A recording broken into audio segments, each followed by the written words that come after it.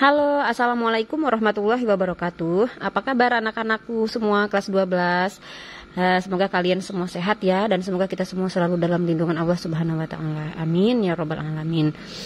Yuk, sekarang kita belajar bab 1 tentang dimensi 3. Hari ini kita akan belajar tentang jarak antar titik, jarak titik ke garis, dan jarak titik ke bidang. Yang pertama, jarak antar titik. Di sini Ibu beri contoh sebuah bangun ruang ya, gambar kubus. Kita akan menentukan jarak titik ke titik. Langsung saja ya. Ini ada gambar kubus, perintahnya tentukan jarak titik ke titik berikut. Titik E ke F. Nah, kita lihat titik E ke F, berarti dari sini ke titik F ya, berarti adalah ruas garis EF, berarti dari sini ke sini. Titik E ke F adalah EF, ruas garis EF ini, gitu. Nah, jarak titik C ke D, C ke D, berarti dari sini ke sini ya. Nah, ruas garis CD. Titik B ke C, nah berarti dari titik B ke C, ruas garis BC. Kemudian titik E ke H, E ke H, berarti dari titik E ke H, berarti ruas garis EH. Dari titik A ke B, berarti adalah ruas garis A ke B atau ruas garis AB. Nah, ini yang dinamakan jarak titik ke titik. Mudah sekali ya, pokoknya dari titik apa ke titik apa kita tarik garis. Nah, ruas garis itulah yang dinamakan jarak antara titik ke titik tersebut, gitu. Bisa dipahami ya? Yuk sekarang kita ke jarak titik ke garis. Nah, sekarang jarak titik ke garis, masih dengan gambar kubus. Nih, tentukan jarak titik ke garis berikut. Yang A, titik E ke garis FG, titik E ke garis FG ya. Nah, kalau kita mencari jarak dari titik ke garis, berarti cari jarak titik tersebut ke garis tersebut yang tegak lurus gitu. Kayak ini ya. Seperti ini, jarak titik E ke garis FG. Nah, E ini supaya tegak lurus ke FG, berarti garis mana? Tentu saja garis E ke F kan. Coba kalian bayangkan kubus ini dari atas gitu, dari atas. E ke FG ini dia akan membentuk sebuah siku-siku kan di sini. Dia tegak lurus E dengan FG ini. Kalau kita bayangkan dari atas. Ini misalkan kita melihat kubus ini dari atas ya. Ini titik E misalnya. Nah, seperti ini kan dia, di sini F, di sini G, di sini H berarti. Nah, E ke FG ini, E ke FG, titik E ke garis FG ini, dia itu kan membentuk tegak lurus nih ya, tegak lurus. Nah, berarti jarak titik E ke garis FG ini adalah ruas garis EF, gitu. Nah, sekarang titik B, jarak titik B ke garis DC. Titik B ya, ini titik B ke garis DC. Titik B ke garis DC. Nah, titik B ini supaya tegak lurus ke DC ini, dia berarti ruas garis yang mana? BC ya kan?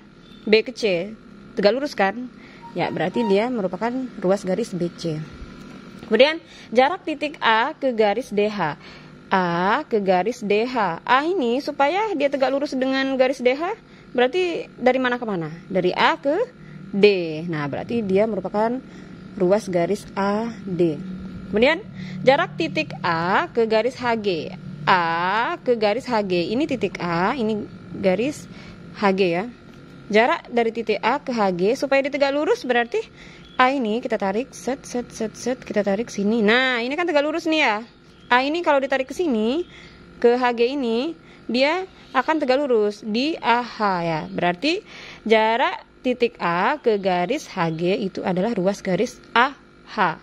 Merupakan diagonal dari persegi ADHE gitu. Berarti AH, garis AH. Kemudian jarak dari titik G ke garis EH. Titik G ke garis EH. Nah, titik G, jarak titik G ke garis EH, berarti tarik garis yang mana sih supaya G ke EH ini dia tegak lurus? Berarti ke sini ya. Nah, berarti adalah ruas garis GH. Nah, kemudian yang F, titik C, jarak titik C ke garis EF. C mana? C ini. Garis EF, EF-nya ini. Supaya tegak lurus, C ini ke EF, berarti kita tarik ke sini kan? Nih. Berarti jarak titik C ke garis EF itu merupakan ruas garis CF. Nah, gitu. Bisa paham ya? Jadi intinya kalau kita mencari jarak titik ke garis itu, cari ruas dari titik tersebut ke garis itu tegak lurus gitu. Ambil titiknya, arahkan ke garis itu yang akan kita cari jaraknya itu bentuknya tegak lurus gitu. Kemana dia larinya gitu. Bisa ya? Nah, sekarang jarak titik ke bidang. Masih tetap gambar yang sama. Ini kita ambil contohnya kubus ya tetap. Tentukan jarak titik ke bidang berikut. Yang A, titik E ke bidang DCGH. Jadi kita akan mencari jarak titik E ke bidang DCGH. Berarti E ini ke bidang ini, DCGH ini. Nah, sama aja dengan kita mencari jarak titik ke garis tadi. Kita cari jarak tegak lurusnya gitu. Dari titik E ini tegak lurus ke DCGH, kita ngambil ruas yang mana? Nah, berarti E kita tarik ke H. Ini kan bidang DCGH. E ini ya, E ini kalau ditarik ke bidang DCGH yang membentuk tegak lurus adalah ruas garis E ke H. Berarti dia sama saja ruas garis EH. Ya.